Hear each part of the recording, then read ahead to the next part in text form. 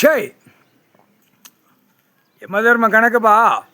சட்டப்பேரவையில் இன்றைக்கி அள்ளி எரிஞ்சிடும்ட்டா. மண் அல்லாத்தான் மண் அள்ளி எரிஞ்சாதான் அவனுக்கு நோய் காய்ச்சல் அரசியல்வாதிக்கு வரையில் சுண்டி படுப்பான்.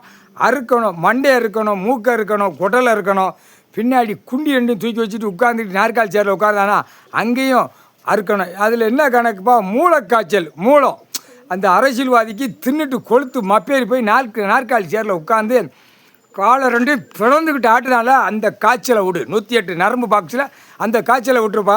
அரசியல்வாதி அப்படியே உதருவான், கையை காலை உதருவான், காலை உதருவான். இங்கே இடிச்செடியில் 2 கண் பார்வை இழக்கும். அந்த 2 கண் பார்வை இலக்கையில் தடவுவான் அரசியல்வாதி. தடவுடா. குண்டியில் காய்ச்சல், மூளைக்காய்ச்சல் வந்தாத்தான், மூலம் காய்ச்சல் வந்தாத்தான், அந்த மூலத்து கணக்கு வந்தாத்தான் 2 கண் பழுதாக போகும்டா. 2 பழுது போவான் அரசியல்வாதி. பல லட்சம் கோடி, பலாயிரம் கோடி அவன் குடும்பத்தார் எல்லாமே உன்னோட குடும்பத்தார் வரைக்கும் உதற விடப்பா. முக்கால் சத்தியம் யமதர்ம கணக்கு. சட்டப்பேரவையில் அள்ளி எரிஞ்சிடும்ட்டா.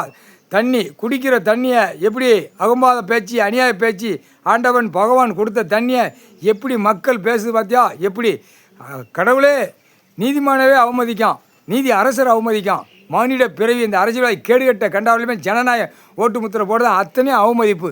நீதிமன்றத்தில் அமைதியாக இருக்கக்கூடிய டைம் அமைதியாக போய்கிட்டு இருக்குது. இப்போ கோர்ட்டில் தமிழ்நாடு முழுவதும் அமைதியாக போகுது. டெல்லி ஊடாலப்பட்ட மாதிரி அமைதியாக போகுது. ஐயா உட்காந்துருக்காரு, என்ன செய்ய போகிறாரோ எல்லாமே இராணுவ வானரப்பட, தரப்பட, விமானப்பட உள்ளே கொண்டு போய் சும்மா துவைச்சி எடுத்து விடுவாருங்கிற கணக்கு அவங்க பேசி கொண்டே இருக்கிறாங்க.